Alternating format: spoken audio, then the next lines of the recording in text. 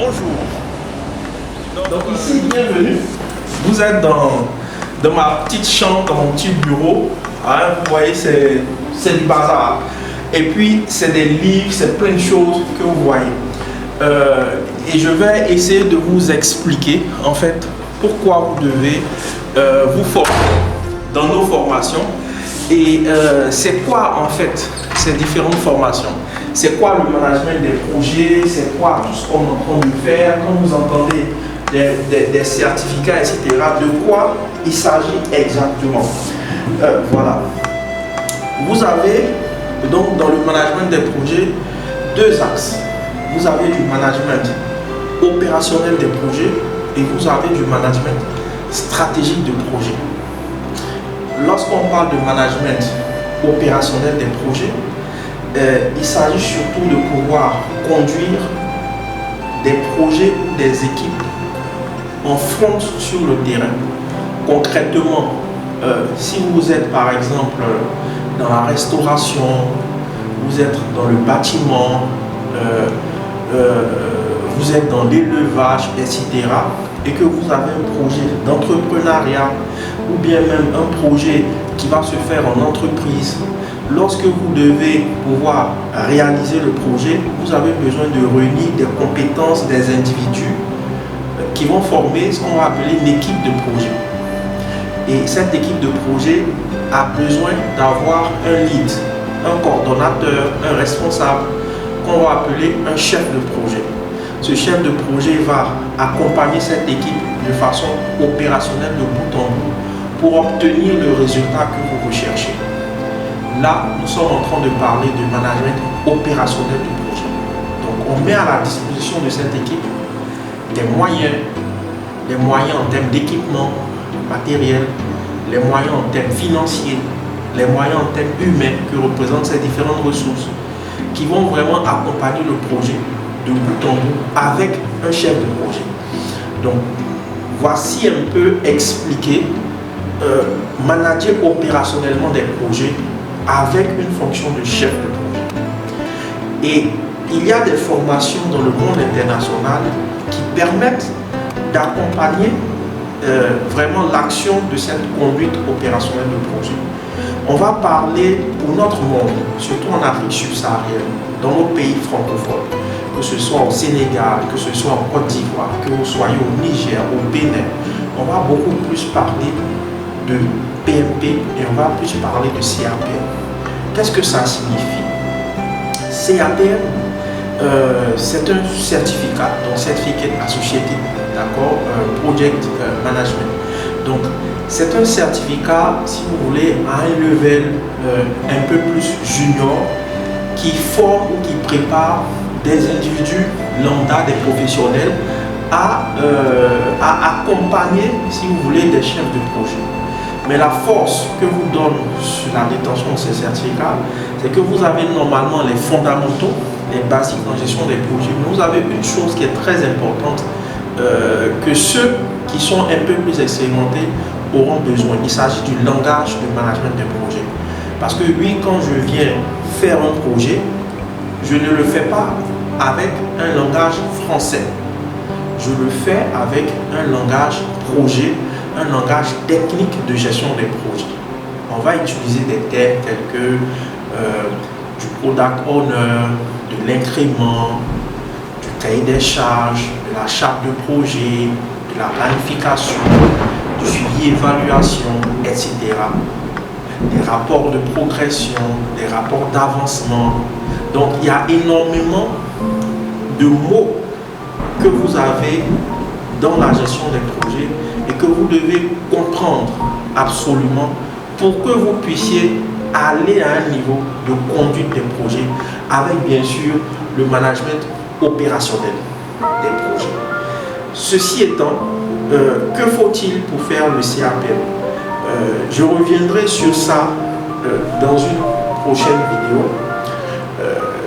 Je vais passer au PMP, qui est un second programme, un second certificat, qui est du Project Management Professionnel, donc qui vient former, au-delà du CAPM, des personnes qui vont conduire opérationnellement les projets. Voyez-vous? Et donc, ce PMP, il va s'appesantir donc sur les bases du CAPM.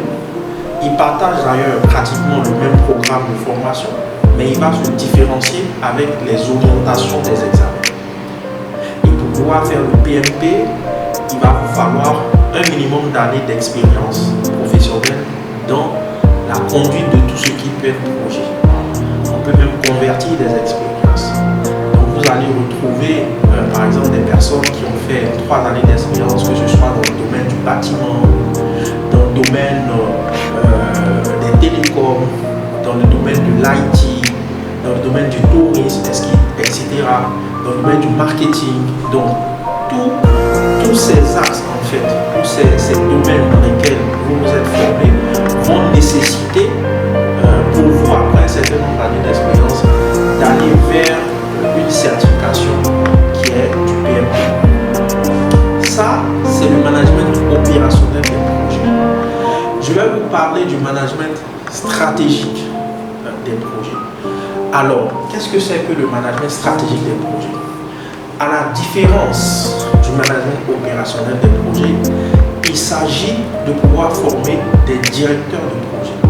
Donc, ce sont des cadres, des professionnels qui vont au niveau middle management, donc des fonctions de responsabilité de chef de service à plus, jusqu'à des fonctions de directeur de projet, directeur financier, directeur technique, directeur général, etc., chef d'entreprise.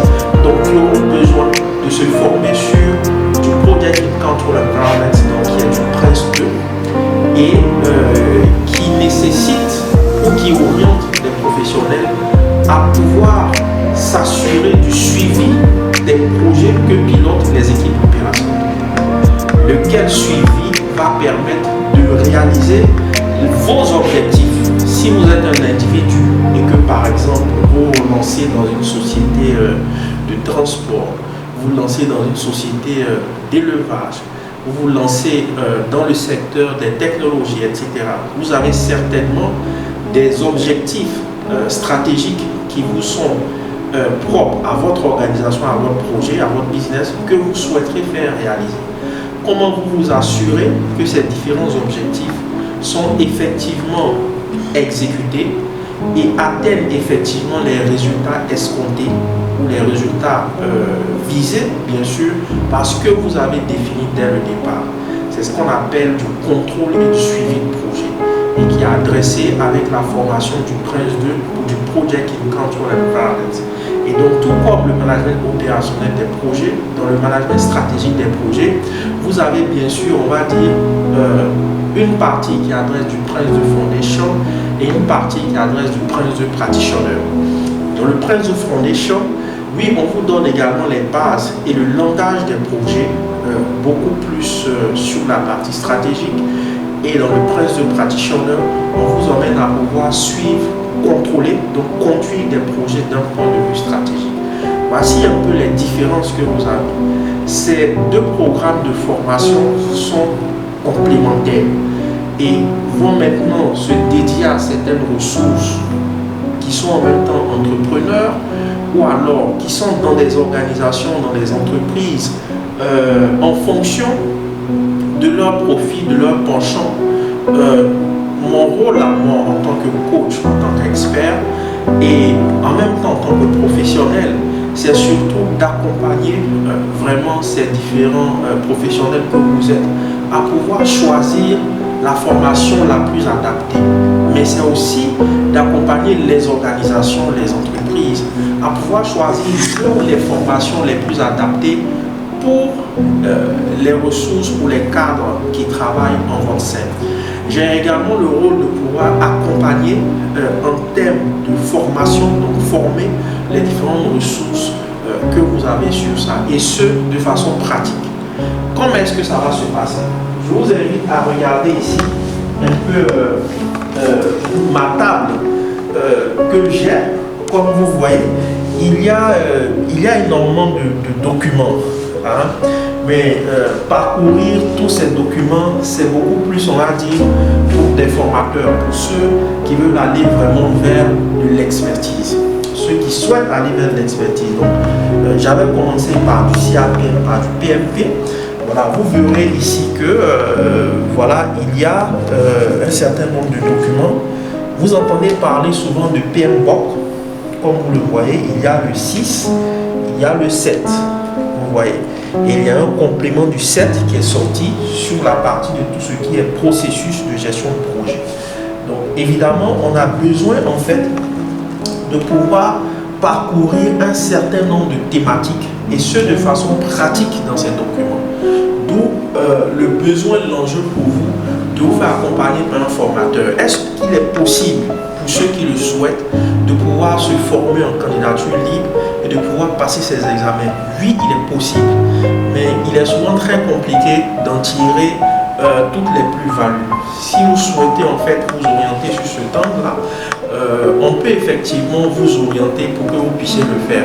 Et là, tu verras juste après, vous verrez en fait toutes les parties, on va dire Prince 2, voilà que vous voyez là. Donc, vous avez du Prince 2 qu'on va utiliser. Vous avez également le manuel, on va dire synthèse du formateur pour accompagner. Vous avez également des documents de révision également pour le PMP, etc. Donc vous avez énormément de documents. Donc merci à tous. J'ai fait déjà cette première vidéo pendant les vacances. On tend vers la fin de nos vacances pour déjà vous emmener à comprendre de quoi il s'agit. Il y a d'autres formations telles que le COBI, telles que l'ITIL, etc. Mais on s'arrêtera à celle-ci dans un premier temps et on va raconter de façon plus pratique les prérequis qu'il faudra pour cette formation dans nos prochaines vidéos. Merci beaucoup à tous et